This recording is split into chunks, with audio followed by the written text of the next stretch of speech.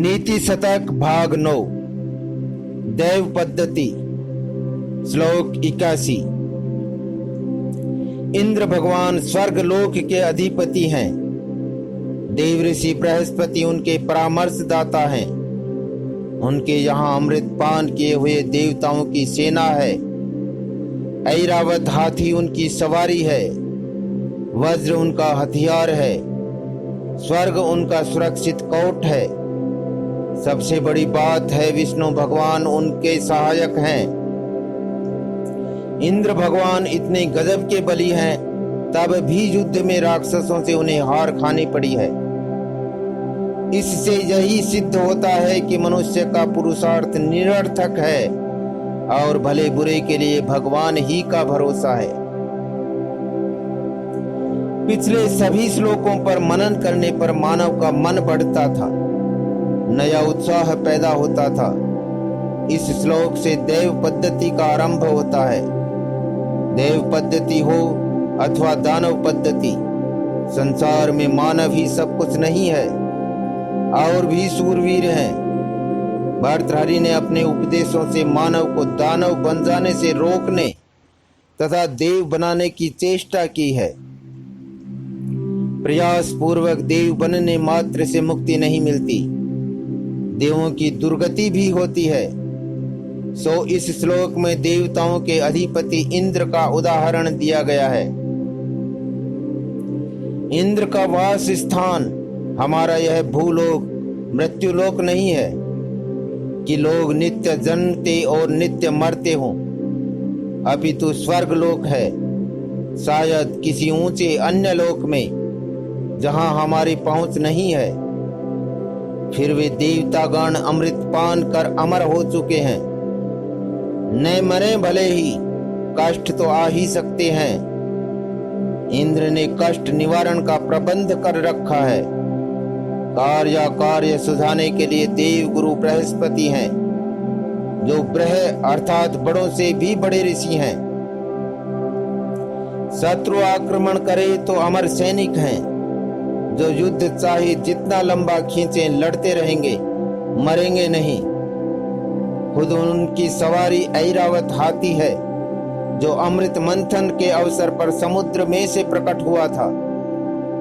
हाथों में हथियार हैं, अकुंठित वज्रायुध, जिससे उन्होंने बीहड़ पहाड़ों के पर काट डाले थे।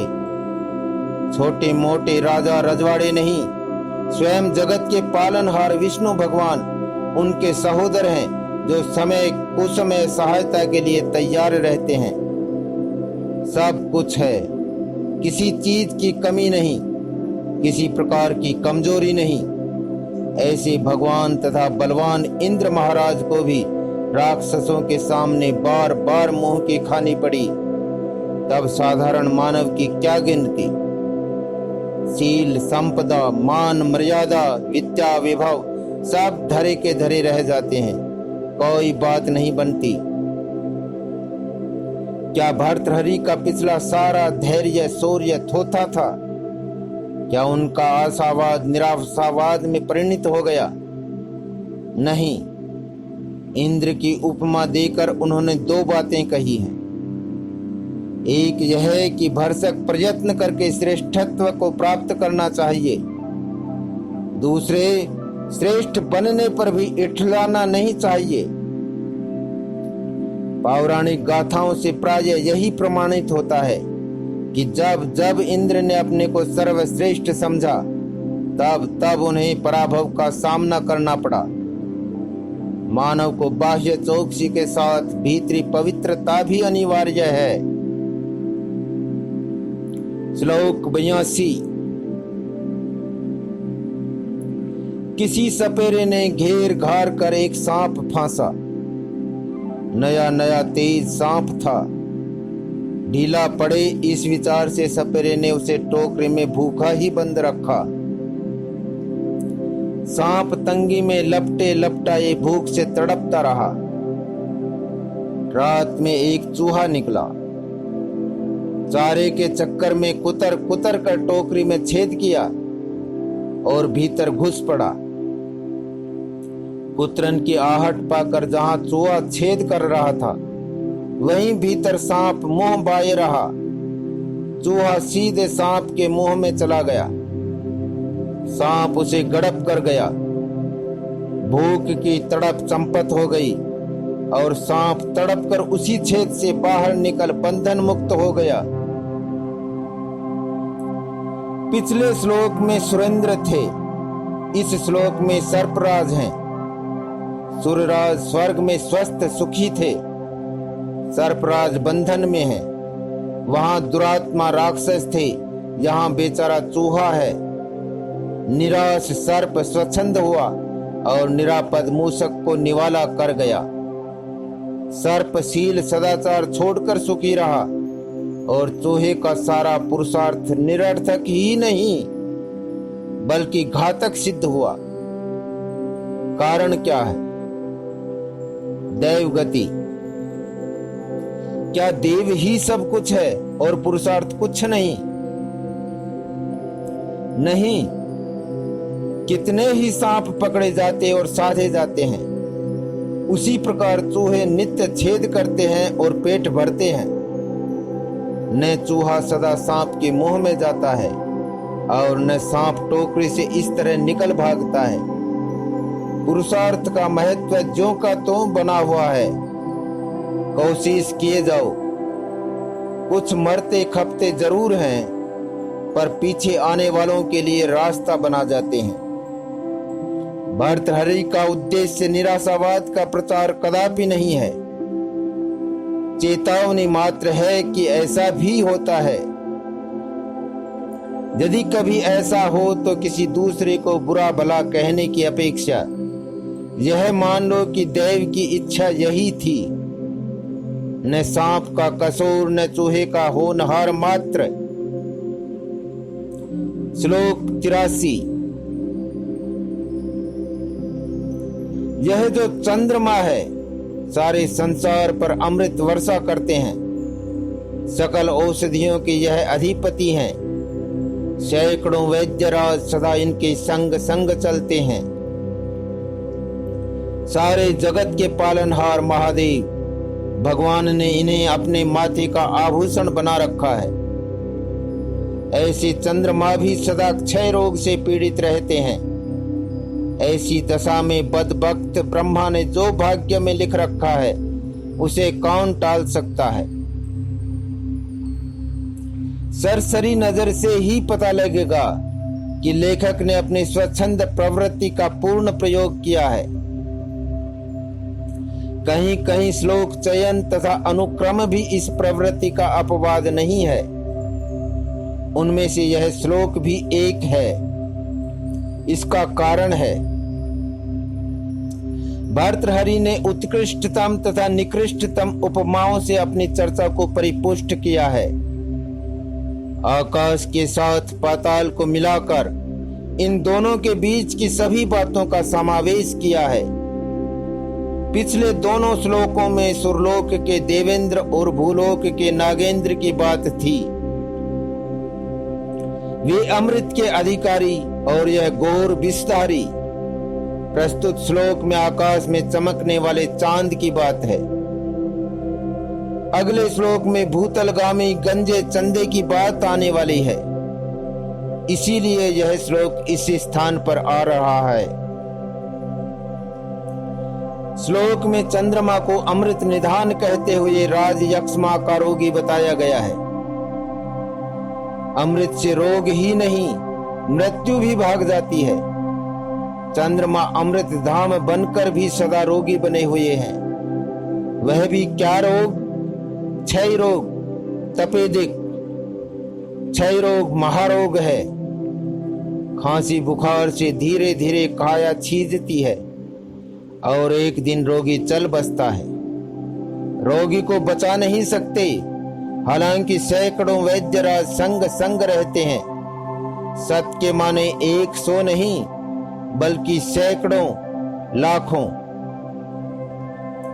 चंद्रमा के साथ आकाश में जो सितारे चमकते हैं वही हैं ये वैद्यराज। चंद्रशेखर अर्थात अपने सिर पर चंद्रमा को धारे हुए महादेव मानो उनकी रक्षा करना चाहते हैं। उस समय भी चंद्रमा को बचाना चाहते हैं जब वे रौद्राकार धारण करके प्रलय मचा दें। इतनी सारी सुविधाएं प्राप्त हैं चंद्रमा को, फिर भी वह स्वस्थ दशा में नहीं रह पाते, रोज घटते बढ़ते रहते हैं। कृष्ण प्रतिपदा से घटते अमावस्या की रात को लोप हो जाते हैं।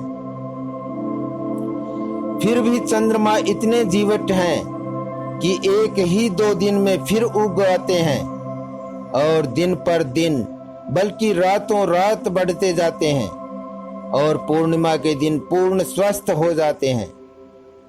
चंद्रमा के समान जीवित प्राणी को और ऐसे प्राणी को जो सारे संसार को प्राण दान करता है, यदि कोई ऐसे भगवान नीचा दिखाने की चेष्टा करता है तो संसार उस भगवान को ही बदबख्त कहेगा। हतविधि, भले ही भगवान बदबख्त बने पर इंसान नेक भक्त ही रहे, नीतिवान ही बने। निंदन्तु नीति निपुणा, यहाँ पर भगवंत भक्त भले ही निंदा करें, भला आदमी परवाह नहीं करेगा और अद्यैव वा मरणमस्तु का स्वागत ही करेगा।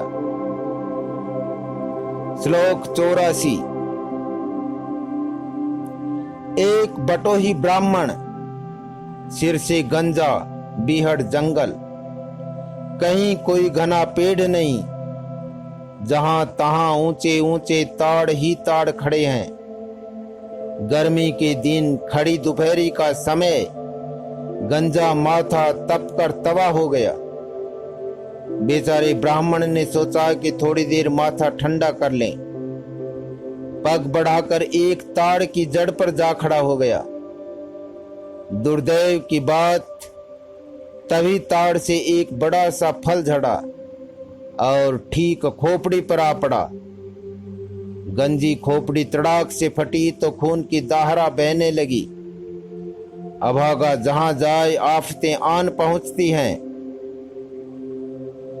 पिछले श्लोक में सर्व संपन्न चंद्रमा की चर्चा थी। इस श्लोक में मध्याह्न दरिद्र ब्राह्मण की गाथा है। श्लोक में ताड़वन की बात कही गई है। ताड़ के पेड़ को सबने देखा नहीं होगा। जैसे खजूर सीधे आकाश की ओर बढ़ता है, डाल वाल कुछ नहीं, अंत में खजूर से भी छोटे फाटे फूटते हैं, गिनती में भी कम। दोपहरी में ताड़ का साया उसकी जड़ तक सीमित रहता है। दिन ढलते पेड़ कहीं, साया कहीं। लंबा जो होता है, ताड़ के फल छोटे नारियल के बराबर होते हैं। ताड़ वन की जमीन बलुई होती है। जहां ब्राह्मण का माथा तपा, वहां तलवे भी तपे होंगे। तपते बालों में जिन्हें चलने का अवसर पड़ा हो, वही जान सकते हैं कि तलवे कैसे जलते हैं। तपते तवे पर नाचना होता है। ब्राह्मण का सिर नंगा रहा तो पैर में भी चप्पल नहीं रहा होगा। ब्राह्मण ने खड़ाऊ तो नहीं पहन रखा था। खड़ाऊ का पहनने वाला तालपत्र का टोपा क्यों नहीं पहना? धान के खेतों में तर जमीन पर काम करने वाले किसान भी तालपत्र का टोपा पहने रहते हैं। पीछे कहीं आया भी तो है कि छतरी से धूप को दूर किया जा सकता है। यदि महादेव मस्तक को ठंडा रखने के लिए चंद्रमा को शीश पर धारण करते हों तो गंजा टोपा क्यों न लगावे? उपाय सभी करने चाहिए, परंतु यहाँ इन सब उपायों की बात नहीं है। बात केवल बदभक्ति की है और बदभक्ति किसी को बख्शती नहीं है। चंद्रमा को सब सुविधाएं हैं, फिर भी उसकी काया छिजाई करती है। गरीब को इतनी सांत्वना भरे रहे, यही काफी है। गंजे को केवल एक बात याद रखनी है कि अपने ही नाखूनों से अपना ही माथा न खरोचे, नहीं तो बिन मारे खून हो जाए। श्लोक 85। बलवान हाथियों को, जहरीले सांपों को, हवा से बात करने वाले पक्षियों को फंसते हुए सूर्य चंद्र को ग्रहण धरते हुए और इसी प्रकार महान मेधावी मनुष्यों को दर दर की ठोकर खाते हुए देखते हैं, तो यही कहना पड़ता है कि देव ही बलवान है और उसके आगे किसी का बस नहीं चलता। पिछले श्लोकों में अलग अलग उत्कृष्ट या निकृष्ट स्तर की उपमाएं दी गई थी। वह सब प्राय एक स्थानीय थी और एक जातीय थी। इस श्लोक में भिन्न भिन्न जाति की बलि श्रेणी गिनाई गई है। धरती पर चलने वालों में जबर हाथी, रेंगने वालों में जहरीले सांप और हवा में उड़ने वाले पंछियों की उपमा देने के साथ धरती से लाखों हजारों मील ऊपर आकाश में चमकने वाले सूर्य चंद्र की गति भी दिखाई गई है। अंत में बुद्धिमानों की बात कही गई है। धरती पर रहने वाले प्राणियों से आकाशगामी सूर्य चंद्र अवश्य ही महत्वपूर्ण है, किंतु अंत में बुद्धिमानों की बात कहने से लगता है कि धरती पर रहने पर भी मानव आकाशवर्ती सूर्य चंद्र आदि ग्रहों से अधिक महान है। हाँ, मानव महान है। सोंड के एक झपट्टे में दम तोड़ने वाला महावत हाथी की गर्दन पर बैठकर अंकुश मारता है। सांप के सूंघने मात्र से बेहोश होने वाला सपेरा सांपों से खिलवाड़ करता है। अब रहा पंछी, सो फारसी कहावत है, गुरबई मिसकी घर पर दास्ते, तुख्म कंजुस्क अज जहां बर्दास्ते। अर्थात अगर मिस्किन बिल्ली के कहीं पंख होते तो दुनिया में पंछी का बीज भी न रह जाता।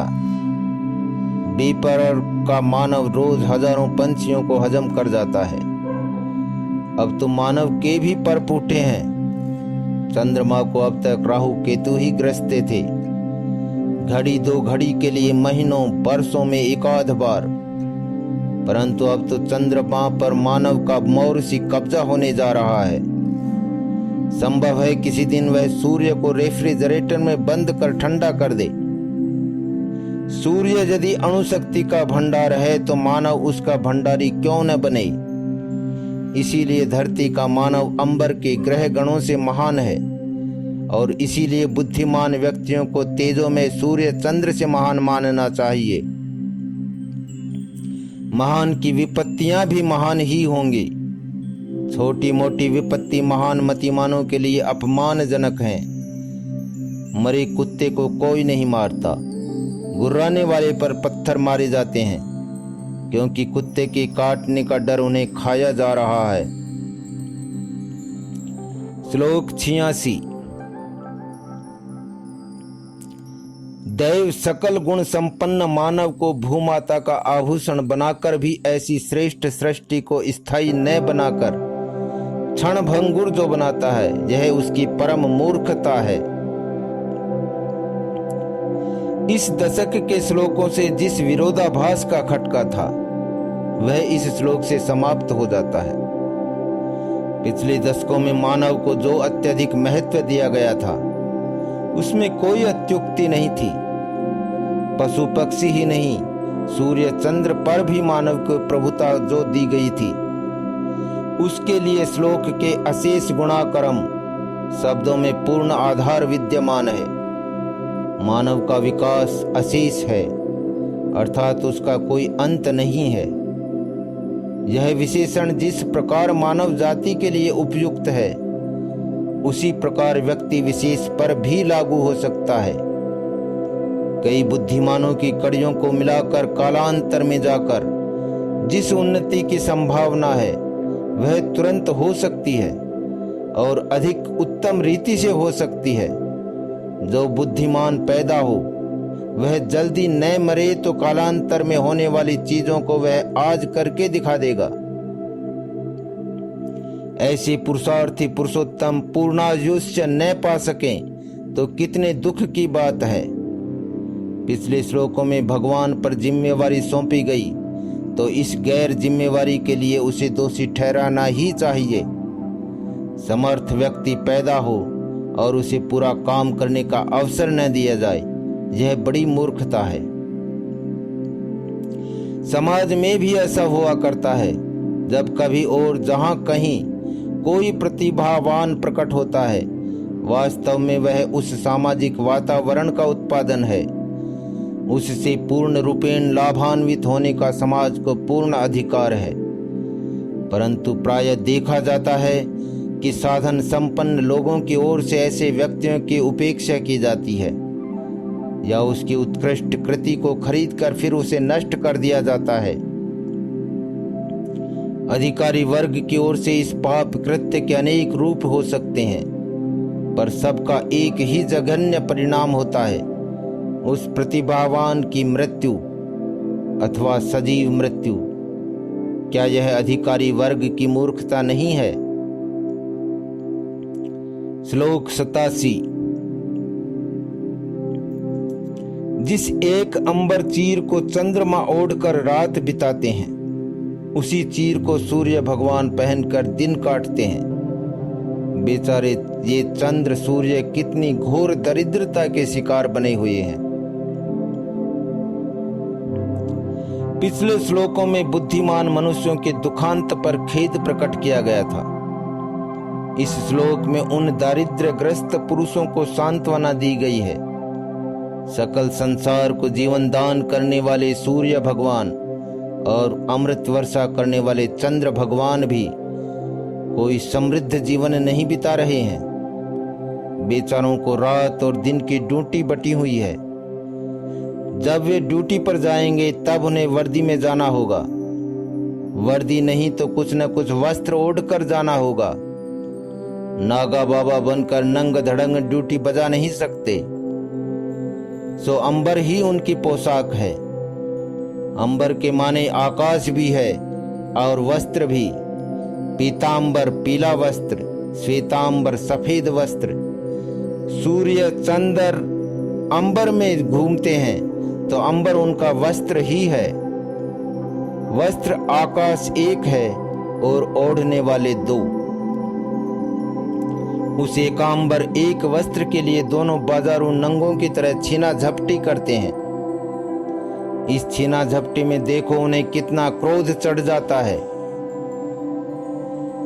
एकदम लाल मुंह बनाकर निकलते और छिपते हैं। इस जोर आजमाई में चंद्र भगवान सूर्य नारायण के सामने कमजोर लगते हैं। पूरे महीने में केवल एक दिन पूर्णिमा की रात चंद्रमा खुलकर हंसते हैं। शेष दिन अपने शरीर को आड़ में छिपाकर मुंह निकाल झांकते मात्र हैं। एक रात अमावस्या को तो वे एकदम मुंह छिपाते हैं। चांद बड़ा बेहया लगता है। किसी किसी दिन सूरज की ड्यूटी पूरी होने से पहले ही आ धमकता है, जिस पर सूर्य भगवान लाल पीले हो जाते हैं। दूर से फीकी सूरत बनाए हुए चंद्रमा की नंगई को देखकर आप ही आड़ में चले जाते हैं। आजकल भरे बाजारों में मर्दों औरतों का भी यही हाल है। बेचारे मर्द फुल पैंट पहनते हैं, औरतें जांघों तक नंगी रहती हैं और अपना तन तान कर मानो मर्दों पर आक्रमण करने चली हैं, और मर्द बेचारे सिर नीचा कर निकल जाते हैं। जिस प्रकार पूर्ण अंबर में पूर्णिमा का चंद्र सुहावना लगता है, क्या उसी प्रकार पूर्णांबरा स्त्री सुंदर नहीं लगती? बेचारा मर्द लाचार अपना पैंट कोट ही औरत को देकर अब स्वयं पतली पतली तितली छाप चोली अंगुलियां में गुजारने पर मजबूर हो गया है। कहना पड़ता है कि औरतें अधिक प्रगतिशील हैं, पैंट पहनती हैं, सीना तानती हैं। पुरुष प्रगतिशील लेखक बन रहे हैं, प्रगतिशील कलाकार चित्रकार बन रहे हैं। प्रगतिशील पुरुष भी तो बने वे। औरतें पैंट पहन सीना तान प्रगतिशील या अश्लीला बने तो मर्द भी साड़ी पहन घूंघट काट शीलवान बनने की चेष्टा करें और कोठे पर से ऐलान करें कि हम भी किसी औरत से कम नहीं हैं। औरतों के आगे बढ़ने का गम नहीं है, बल्कि रोना मर्दों के पिछड़ जाने का है। वस्त्र और आभूषण दोनों सौंदर्य को बढ़ाते हैं, परंतु दोनों में बड़ा अंतर है। वस्त्र अनिवार्य है, जबकि आभूषण विकल्प। वस्त्र लज्जा छिपाते हैं और आभूषण कई एक दृष्टि से निर्लज्जता के द्योतक हैं। लाजवंती, लाजपत स्त्री पुरुषों के नाम होते हैं। विपरीतार्थ के नाम वाले नर नारी कहीं देखने सुनने में नहीं आते। लाजवंती स्त्री छुई मुई का पौधा नहीं होती, फिर भी लज्जा नारी का स्वाभाविक आभूषण है। पैदाइशी वस्तु मृत्यु के साथ ही जाती है। यदि किसी जीवित प्राणी में से स्वाभाविक लज्जा लुप्त होने लगे तो मानना पड़ेगा कि मानवता की मृत्यु हो रही है। महिलाओं पर आक्षेप लगाना भूल है। लज्जा जिस प्रकार नारी के स्वभाव में है, उसी प्रकार निर्लज्जता पुरुष की प्रकृति में है। नर नारी दोनों को अपनी लज्जा तथा निर्लज्जता की सीमाओं के अंदर रहना चाहिए। पुरुष ने पहले अपनी सीमाओं को तोड़ दिया है और उसे अपने तक सीमित न रखकर उस निर्लज्जता को नारी जाति पर लादने का अत्याचार किया है। इसका प्रतिकार कैसे हो?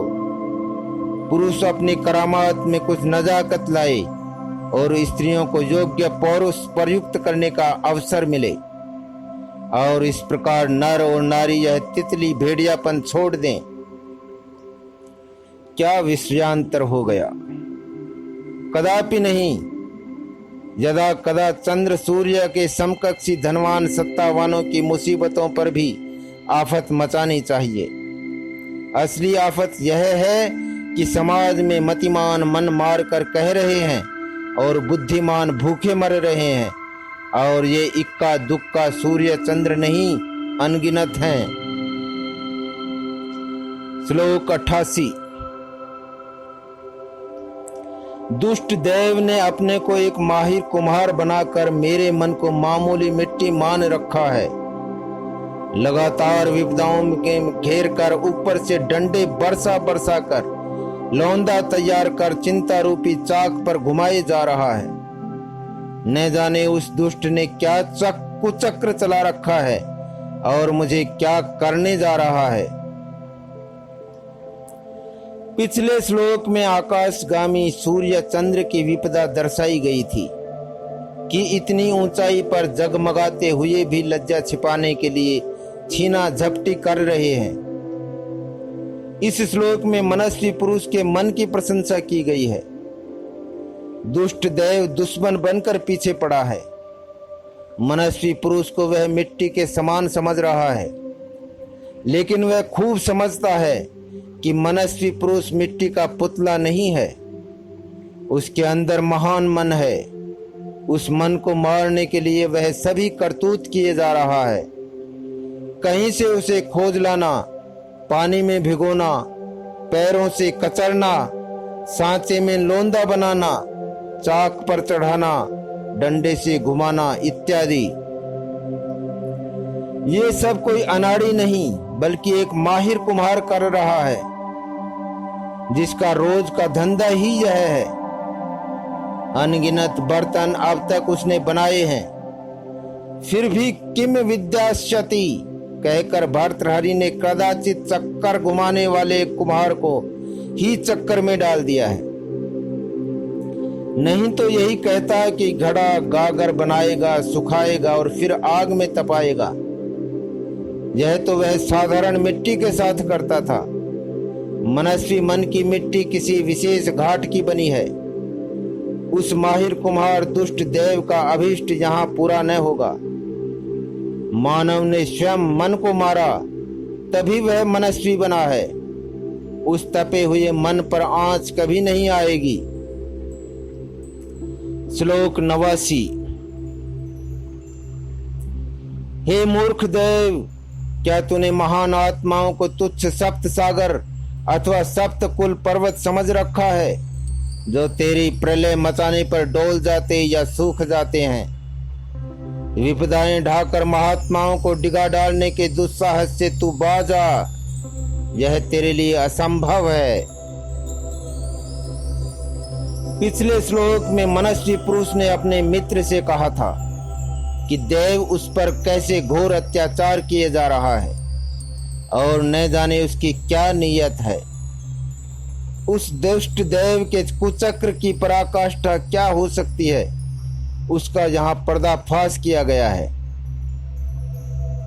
भगवान ने नाना प्रकार की सृष्टि रची है।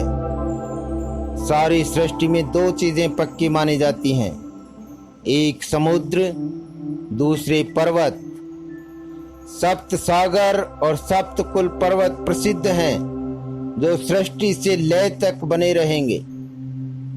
सृष्टि की सारी चीजें जल्द जल्द बदलती हैं और मिट जाती हैं, किंतु सप्त सागर तथा सप्त कुल पर्वत बदलते नहीं हैं। जैसे बने हैं वैसे ही बने रहते हैं। परंतु भगवान जब प्रलय मचाते हैं तब यह अचल पर्वत और ये अशोक सागर भी नष्ट भ्रष्ट हो जाते हैं। भले ही प्रलय काल तक बने रहें, फिर भी प्रलयाग्नि में भस्मीभूत हो जाते हैं। इसलिए इन अचल पर्वत तथा अशोक सागर को भी भर्तृहरि ने क्षुद्र कहा है। किसी महान को तुच्छ तभी कहा जा सकता है जब उससे भी महान कोई और हो। प्रलय काल में सागर और पर्वत भी तहस नहस हो जाएं, तब भी अपनी स्थिति में स्थायी रूप में बना रहे वह अवश्य महान है।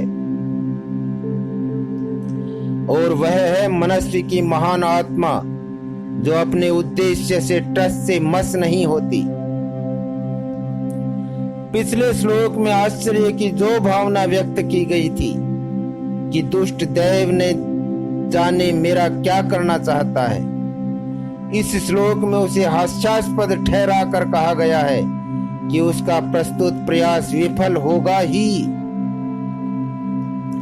वह दुष्ट देव अपनी दुष्टता न छोड़े तो वह अधिक से अधिक प्रलय मचा सकता है।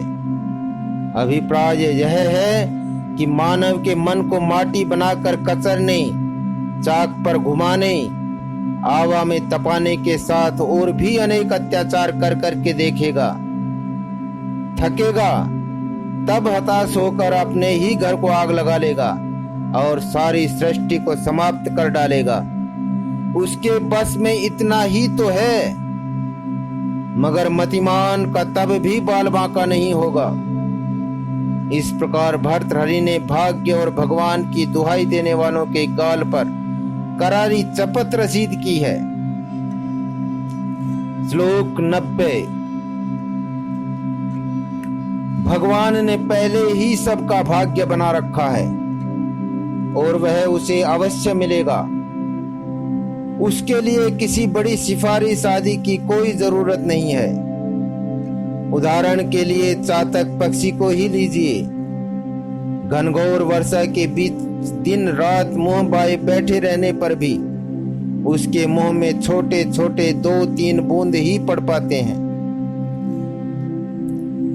इस श्लोक में भगवान और भाग्य की बात जरूर है, किंतु जोर यहाँ भाग्य या भगवान पर नहीं दिया गया है। सारा जोर आश्रय अर्थात सिफारिश पर है। जो कुछ घना या कम मिलता है वह साधन या सिफारिश के कारण नहीं, बल्कि अपने भाग्य अर्थात संचित अधिकार से मिलता है। इसलिए कहता है, धनी मानी लोगों की शरण में जाकर अपनी मान मर्यादा मत खोवो। यहाँ पर मतिमानों की बात है, मूर्ख पंछी की नहीं है। चातक का पेट छटंकी भर पानी से भर जाता। आसरा पकड़ा उसने जलधर का, जिसके पास इतना पानी है कि नदी नाले बह जाते हैं। इतने बड़े धनी को पकड़ा चातक ने, पर पाया क्या?